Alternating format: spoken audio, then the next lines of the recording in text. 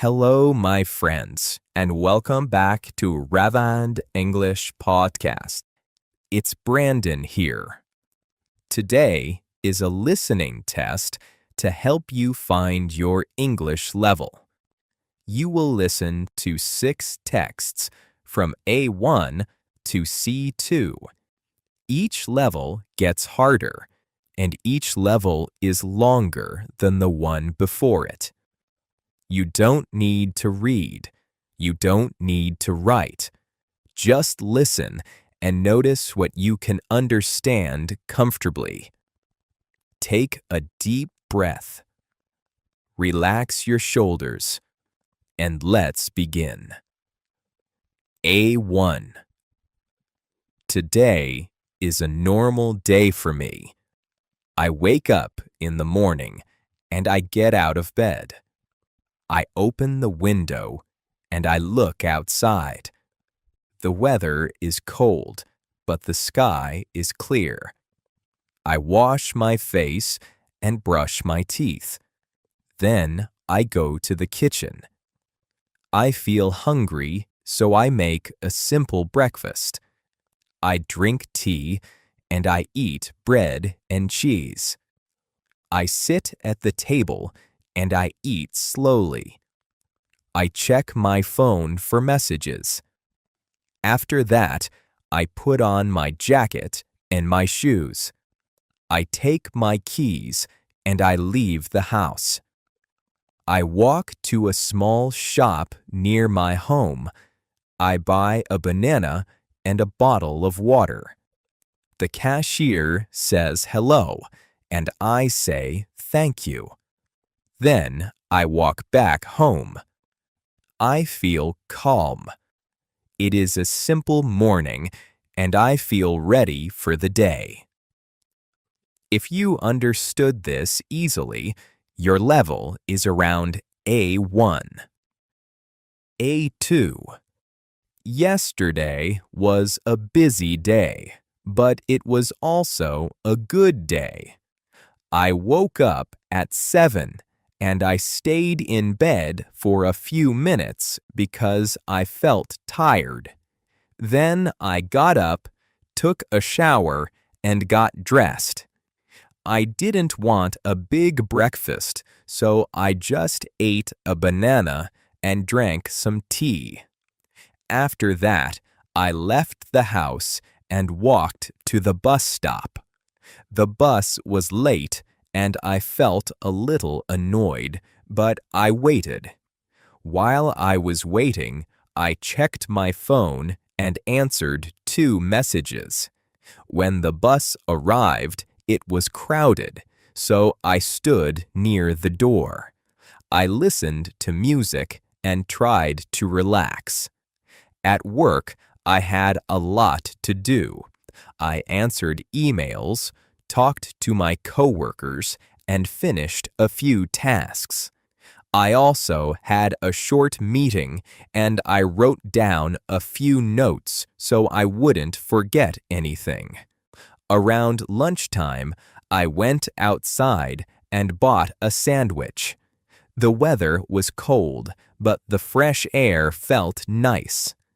After lunch, I drank a coffee because I felt sleepy. In the evening, I went home and cooked dinner. I made rice and chicken, and I watched a short video while I ate. After dinner, I cleaned the kitchen, prepared my clothes for the next day, and packed my bag. I also set an alarm on my phone because I didn't want to wake up late. Then I went to bed early. I was tired, but I felt satisfied because I did what I needed to do. If you understood most of this without stress, your level is around A2. B1. Let me tell you about a small problem I had last week. I planned to meet a friend in the city on Saturday afternoon. We said we would meet at a cafe near the station at 2. I left home early because I didn't want to rush. I also wanted to arrive calm, not sweaty and stressed. At first, everything was normal. I walked to the station, bought a ticket, and got on the train. But after a few minutes, the train stopped. We were between stations, and nothing moved. People started checking their phones, looking around, and speaking quietly. I heard someone say that there might be a signal problem on the line. We waited for about 10 minutes, and I started thinking about my plan. I didn't want my friend to feel ignored, so I sent a message saying, "The train stopped. I might be late." My friend replied, "No worries. I'm already here." Finally, the train moved again, but it was slow. When I arrived, I walked quickly to the cafe. My friend was sitting near the window. I said sorry, and my friend smiled and said it was fine. We ordered drinks and talked about life. We talked about work, stress, and how time goes fast when you're busy. My friend told me they wanted to change their routine and start doing more healthy things. They said they always plan, but they don't always do it. I said something simple. Start small. Choose one easy habit and do it every day. I told them not to try to change everything in 1 week because that usually fails. My friend agreed. We stayed for an hour, then we left. It wasn't a big event, but it felt good to connect and talk calmly. If you understood this comfortably, your level is around B1. B2. A few days ago, I had one of those small situations that looks simple on the surface, but teaches you a lot about real-life communication. I ordered a jacket online. The website said it would arrive on Friday. Friday came and nothing arrived. I thought, okay, maybe it's just late. But on Saturday morning, I checked the tracking page and it said the package was delivered. That surprised me because I didn't receive anything. I checked the entrance of the building. I checked the reception desk. I even checked with a neighbor, just in case it was delivered to the wrong door. Nothing. So I contacted customer support. I kept my message short and clear. I wrote that the tracking said delivered, but I didn't receive the package, and I asked them to investigate. They replied quickly and asked if I could confirm my address, which I did. Then they asked if the driver could have left it in a safe place. Now, in some houses, a safe place makes sense, like behind a gate, under a bench, or next to a back door. But in my building, that doesn't exist. If it's not in reception, it's basically not here. So I replied and explained that I live in a building and there is no safe place. I also said I believed it might have been delivered to the wrong address. They told me they would open a case and that it could take a few days. And this is the part I found interesting. Emotionally, I wanted to push hard. I wanted to say, this is your mistake, fix it now. But I also know how these processes work. If you sound aggressive, you often slow things down because the person helping you becomes defensive. So I chose a professional tone instead. I wrote, "Thank you, I appreciate your help. Please keep me updated." It's polite, but it's also firm because it clearly asks for action. 2 days later, they replied again. They apologized and offered 2 options, a replacement or a refund. I chose the replacement because I still wanted the jacket and I didn't want to start the whole shopping process again. A few days after that, the replacement arrived safely, this time with a clear delivery photo and a message from the driver. I learned something simple from the situation. Clear communication matters, but tone matters too. You can be direct without being rude, and you can protect your time without creating unnecessary conflict. If you understood this well and it felt natural, your level is around B2. C1. Last month, I missed a flight, not because I arrived late, but because I trusted a detail that turned out to be wrong. I had a short trip planned for work, nothing fancy, one bag, one night, back the next day. The plan was simple: finish a morning meeting, go straight to the airport, fly out in the afternoon, and arrive early enough to grab dinner and sleep. That morning, everything ran a little slower than usual. The meeting started late, and someone asked for just one more thing, and that one more thing turned into 20 minutes. I could feel my schedule tightening, but I kept telling myself it would be fine because I had checked the flight time the night before. When the meeting finally ended, I left quickly. I didn't stop to chat, I didn't wait for the elevator, I took the stairs. Outside, it was one of those days where the city feels crowded for no reason. The traffic wasn't fully stopped, but it wasn't moving smoothly either, just enough to make you watch the clock too often. Halfway to the airport, I opened my email to double-check the gate. That's when I saw it. Not a new message, an old one I had ignored because I thought it was irrelevant. The airline had changed my flight time. The flight wasn't at 3:40 anymore, it was at 2:55. I stared at the screen for a second, hoping I had misunderstood. Then I saw the words clearly: schedule change, and suddenly the whole day snapped into a different reality. I did the math fast. Even if the driver found an empty road, even if security was quiet, even if everything went perfectly, I would arrive right when boarding was closing. And in real life, nothing goes perfectly when you need it to. I told the driver to take the fastest route and not worry about tolls.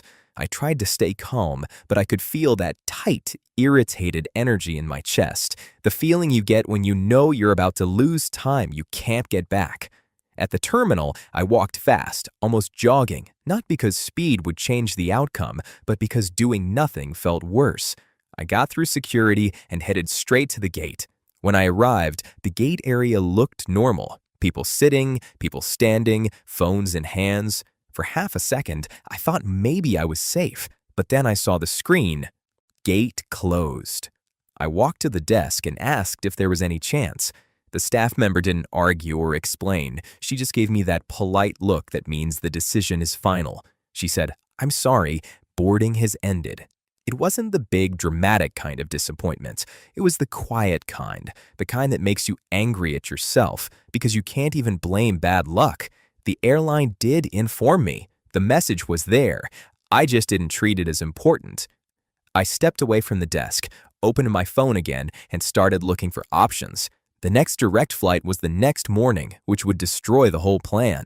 There was a later flight with a connection, but it would get me in after midnight. And while I was trying to decide, I got a call from the person I was supposed to meet. I answered and told them the truth. My flight time had changed, I missed it, and I was trying to rebook. There was a pause on the line, not angry, just disappointed. Then they said, "Okay, do what you can. Let me know what you decide." That sentence sounds kind, but it carries weight. It means, I understand, but I needed you here. I stood there for a moment, watching people move around me, and I realized how quickly a small detail can break a plan that looked solid. I rebooked the connecting flight, accepted the late arrival, and sat down with the kind of tiredness that comes from stress, not from work. When I finally landed that night, the city was quiet, the streets were almost empty. I took a taxi to the hotel and checked in. The receptionist was friendly, but I barely heard the words. My brain was still replaying the moment I saw the schedule change. In the room, I put my bag on the floor and just stood there for a second. I wasn't even sad anymore. I was just thinking, next time, I don't assume. Next time, I confirm. If a learner understands this story comfortably, their listening level is around C1. C2. A few years ago, I learned an uncomfortable lesson about trust. Not the dramatic kind of trust, like betrayal, but the everyday kind, the the trust you place in someone's words when there's pressure, money, and reputation involved. I was working with a small team on a project for a client who had big expectations and very little patience. The timeline was tight from the start, but the client kept adding new requirements as if time was infinite. Every time we said, if we add this, something else has to move, they answered with the same calm confidence. We'll figure it out. That phrase sounds cooperative, but it can be dangerous. Sometimes we'll figure it out means we haven't thought about the consequences and we're hoping your team will absorb the cost. The project had 3 fragile points: a supplier we didn't control, a technical dependency that could break without warning, and a legal approval process that moved slowly. Any one of those could delay everything. All 3 together meant we were walking a narrow path. 1 week before the planned launch, the client asked for a last-minute change that affected the core flow. It wasn't a small cosmetic update. It changed how users would move through the experience, and the client framed it as a simple request, like we were being picky for even pausing. I called a meeting with my team and asked a very direct question. If we agree to this, what's the real cost? Not the polite cost, not the optimistic cost, the real cost. The answers were honest and uncomfortable. Someone said, we can do it, but we'll lose testing time. Someone else said, if we do it fast, it will work in the demo, but it might fail under real traffic. Another person said, we'll ship a version that looks finished, but we'll be carrying debt that will come back to punish us. That was the core problem. It wasn't about whether we could build it. We could. The problem was whether we could build it and still sleep at night. So I went back to the client with a controlled message. I didn't say no. I said yes with conditions. I explained that we could make the change, but we would have to either move the launch date or reduce the scope elsewhere. I offered 2 clear options and asked them to choose. The client replied within 5 minutes. They chose the option that gave them everything: keep the date, keep the scope, add the change, and they wrote a sentence that made my stomach drop. I'm confident your team can handle it. That sentence looks like praise. In reality, it's pressure. It pushes responsibility onto you while pretending to be supportive. It's a polite way to say, I'm not accepting trade-offs. At that point, I had to decide whether to argue, comply, or escalate. If I argued, I risked turning the relationship hostile. If I complied, I risked shipping something fragile and getting blamed later. If I escalated, I risked being seen as difficult, but I also protected the team. So I chose to escalate. I asked for a call with the senior stakeholder on their side, not because I wanted drama, but because I needed the decision to be owned at the right level. When you keep important decisions at the wrong level, you create a perfect situation for blame. On the call, I stayed calm and factual. I explained that we could deliver what they wanted, but the risk would increase, and the risk would not be theoretical. It would show up as bugs, outages, angry users, and support tickets. Then I said one sentence that I knew would land. If we proceed this way, we need written agreement that the launch decision accepts these risks. There was silence. Not because they didn't understand, but because they did. Written agreement changes everything. It turns confidence into accountability. The senior stakeholder asked a few questions, then said, all right, we'll move the date by 1 week. Just like that. 1 week. The thing we had been told was impossible became possible when the right person had to own the risk. When the call ended, my team didn't celebrate. They just exhaled. It wasn't happiness, it was relief, because the week we gained wasn't about comfort, it was about correctness. It was about having enough time to test, fix, and ship something we could stand behind. A week later, we launched. It wasn't perfect, but it was stable. And the most important part was this. When small issues appeared, the client treated them like normal problems, not like betrayal, because the expectations had been set honestly. That experience taught me something that goes beyond business. People often say they want honesty, but what they really want is certainty. And when you can't give certainty, you have to be brave enough to give clarity instead.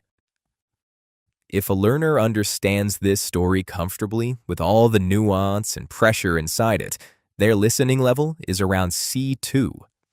All right, my friend, that's today's listening test, from A1 to C2. Your level is the highest part you understood comfortably. If you want to improve faster, listen again later and focus on your level and the one just above it. If you enjoyed this episode, subscribe, like, and leave a comment with your level. See you in the next episode.